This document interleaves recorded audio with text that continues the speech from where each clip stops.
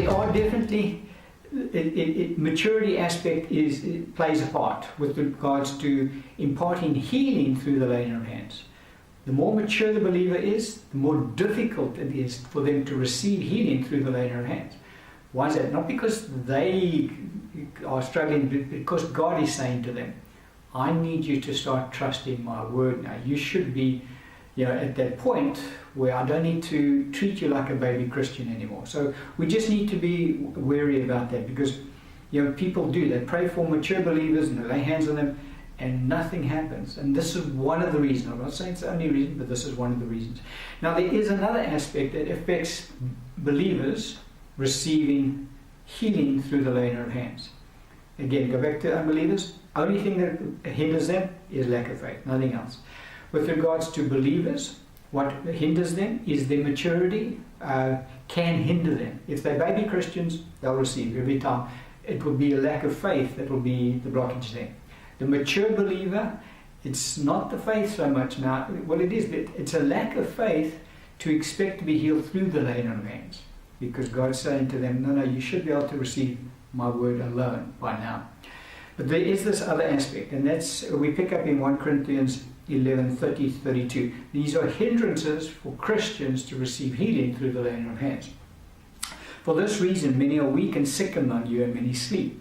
For if we would judge ourselves, we would not be judged. But when we are judged, we are chastened by the Lord, so that we may not be condemned with the world.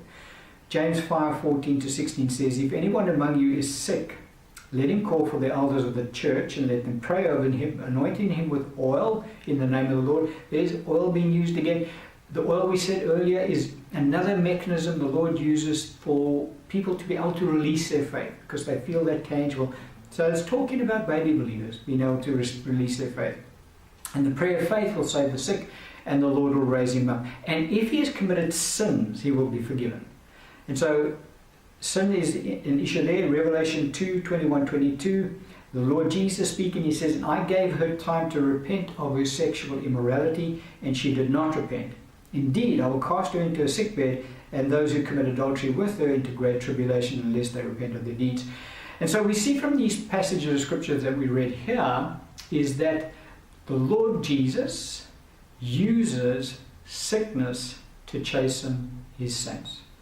And so, if we're going to get off into sin, one of the consequences that will eventually come our way is that we can expect sickness to come onto our bodies. The Lord will allow that to happen because he needs us to get our act together, to repent of our sin and get back into fellowship with him.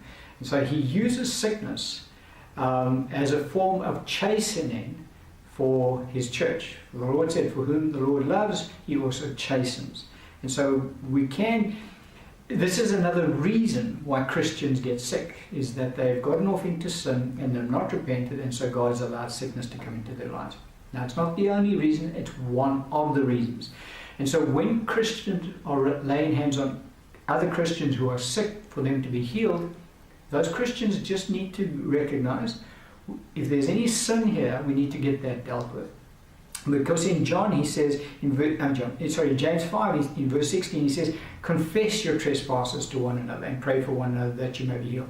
And so the point he's trying to get across here is that when a Christian is praying for another Christian to be healed of whatever sickness they have, well then the thing we have to deal with is we say, is there any unconfessed sin that you need to deal with? Because if that is the hindrance, we need to get that out of the way so that God can heal you.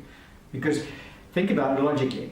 If the Lord places, he allows the sickness to come upon the saint because of their unrepentant sin, and now they go to another saint, a mature believer, for them to, won't you please pray for me, I'm sick. And so the mature believer can lay hands on them, pour oil over them, pray for them in faith. Nothing will happen. Why? It's the Lord who allowed the sickness to come upon their bodies. So the Lord's not going to now get confused about it and, all right, well, I better take the sickness away because now a mature believer is praying for it. No, the Lord put the sickness there. When they say put it, he allows Satan to put the sickness on the body of that individual because that saint is in unrepentant sin and the Lord wants him to change. So no amount of praying and oil and laying on hands is going to get that Christian healed. Not going to happen. So the first thing we do when we lay hands on Christians who are sick, we ask them, do you know of any unrepentant sin that you need to get sorted out between you and the Lord before I lay hands on you so that you can be healed? And if they're honest and they say, yes, actually I've done this, he doesn't have to confess it to me as the saint who's praying for them. It's between them and the Lord. Say, okay, well now just repent before the Lord. You don't have to speak to me about it because it might be an embarrassing sin, who knows. But God looks on the heart. And so they just need to confess their sin to the Lord. He says, confess your trespasses to one another and pray for one another that you may be healed. Yeah, you can go down that road, but as I say, some sins are quite embarrassing. And so you can. The Lord looks on the heart. And so you can just say, all right, just ask the Lord to forgive you. And God knows the heart of that saint. If that Christian is truly repentant and wants forgiveness, God will. 1 John 1:9, confess. If we confess our sins, He is faithful and just to forgive us our sins and cleanse us from all unrighteousness. And so it's done away with. And so that sin aspect, which was the cause of the sickness, has now been taken away. The cause has now been taken away. Now the way is open for healing to flow into their bodies. Obviously now faith becomes the issue. Is the person in faith to receive, and is the person in faith who's praying for them? But the sin aspect has been done away with. And so with regards to Christians, this aspect has to be dealt with. Unbelievers, no. We never say to unbelievers, are you sinning? Because they know nothing else except sin. So that's not an issue. But for believers, it can be. I'm not saying it is always, but it can be. There's 3 accounts in Scripture we just read where sin is a cause for sickness in mature believers. And in Christians, sorry.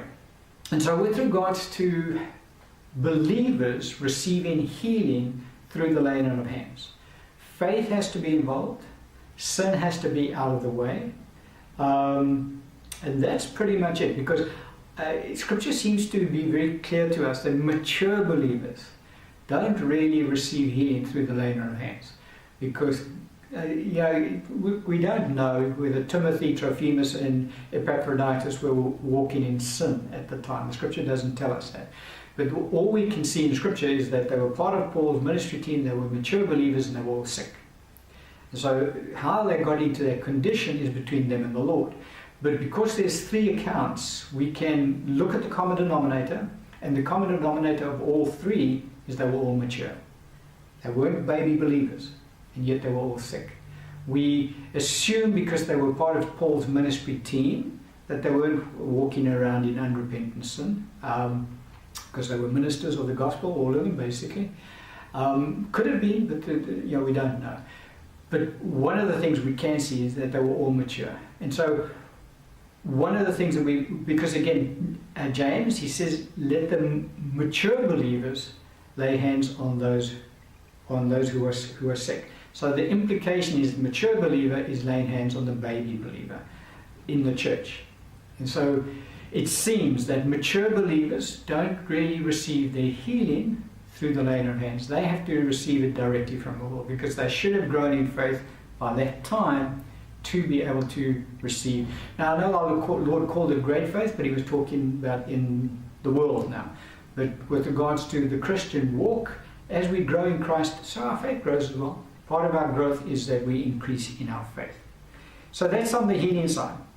Then we get to raising of the dead. Now again, this aspect of laying on of hands is only applicable to saints. So believers can only raise believers from the dead. Believers cannot go raise unbelievers from the dead. So in other words, if somebody died and there was an unbeliever, we can't go pray for them and they come back to life again. Why is that? Because they've gone down to hell. And none who go into Hades can come out. That's it. Once you're in, you're in, you can't come out.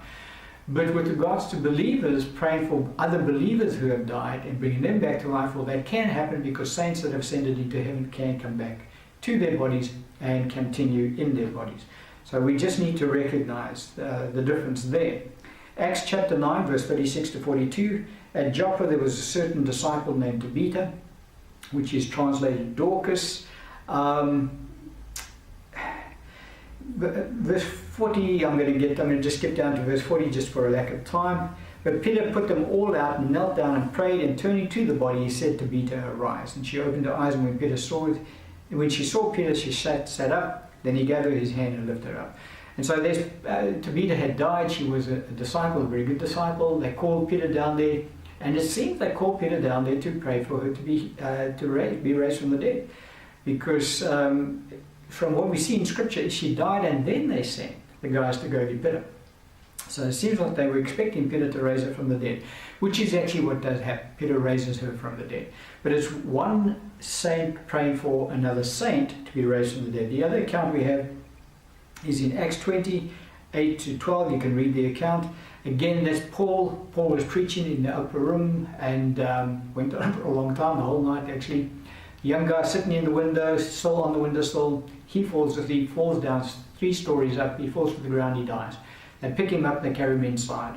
Paul goes down, lays on him, brings him back to life, goes back up and carries on preaching. And so again, here is one believer raising another believer from the dead. And so that's one of the other areas that we lay hands on people, is that we lay hands on them to raise them from the dead. But it is only believers who can raise fellow believers from the dead. Believers cannot raise unbelievers from the dead. We just need to recognize that concept as well. And then the last concept I want to touch on in today's teaching is the imparting of spiritual gifts, because we've kind of already alluded to it earlier. When we lay hands on an individual, we can also impart spiritual gifts to that individual. And the scripture I want to pick up in the Old Testament, just because the Old Testament also this method was used of the Holy Spirit as well. I said right at the outset that we don't see a lot of laying on hands taking place under the Old Testament. We see a lot of it taking place under the New. But there were isolated incidents of it taking place under the Old Testament, and that is illustrated for us of how we use it under the New as well. And so there's how we can pick up in Deuteronomy 34:9. Scripture says, now Joshua, the son of Nun, was full of the spirit of wisdom. Why? For Moses had laid his hands on him. So the children of Israel heeded him and did as the Lord commanded Moses. And so we see that Moses was able to impart the spirit of wisdom to Joshua through the laying on of hands. Now the reason that Moses could do that was because he had that anointing on him, and God could then transfer that anointing from Moses' hands into Joshua. And Joshua then could operate in that same anointing. And so spiritual gifts are imparted through the laying on of hands. And we looked at Acts 19 when Paul prayed for those guys at Ephesus. They spoke with tongues and they prophesied. And so the spiritual gift of prophecy was imparted through Paul's laying on of hands. And there are the 9 spiritual gifts. The gift of the word of wisdom, the word of knowledge, discerning of spirits, the laying of prophecy, diverse kind of tongues, interpretation of tongues, gift of faith, healings, and what's the other one? Faith, healings. I'll get it. Bear with me. Working of miracles. That's in 1 Corinthians chapter 12, 8 to 11. Those are the 9 gifts of the Holy Spirit. So those gifts can be imparted through the laying on of hands. The Apostle Paul, talking about his ability to impart spiritual gifts, Romans 1:11 says, for I long to see you, that I may impart to you some spiritual gifts so that you may be established.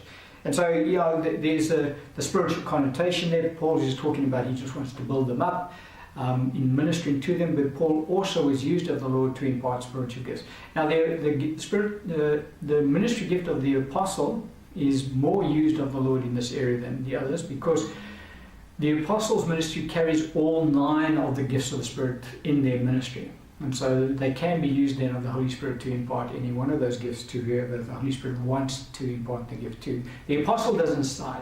The minister, whoever's praying for the person, doesn't decide, well, I'm going to now give you this spiritual gift. It doesn't work that way. It's when they lay hands on the person and they prophesy as they led of the Holy Spirit, then the Holy Spirit himself chooses what gift he's going to impart and how he's going to impart that gift. So it's always at the direction of the Holy Spirit. No person makes the choice and says, come here, I'm going to give you the gift of prophecy. No, it doesn't work that way. Holy Spirit initiates the laying on of hands. He says, he impresses upon the one to lay hands on another one so that they can impart the gift. But as I say, now the apostle carries all 9 gifts of the Holy Spirit. And so the Holy Spirit can use the apostle more effectively in imparting spiritual gifts to others because they carry all of them.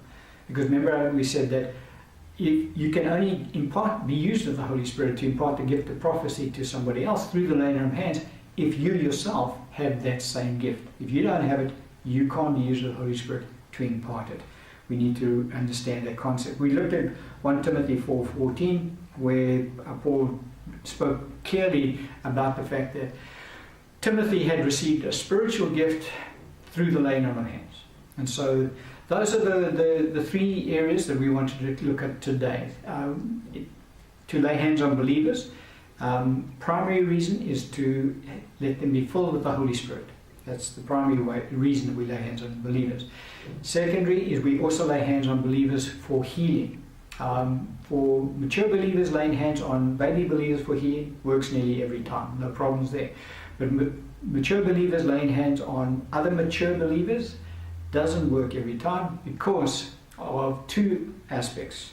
Can be lack of faith, could be 1 of 3 aspects. Lack of faith, or it can be sin there, or it can be that God is saying, no, this saint is mature enough to receive directly from me, and they don't need the laying on of hands in order to be healed.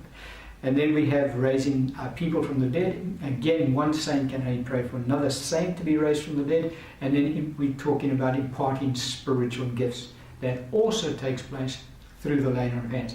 And gifts of the Spirit are activated, the speaking gifts and the revelation gifts as well, are activated through the mechanism of the laying on of hands. So on both sides.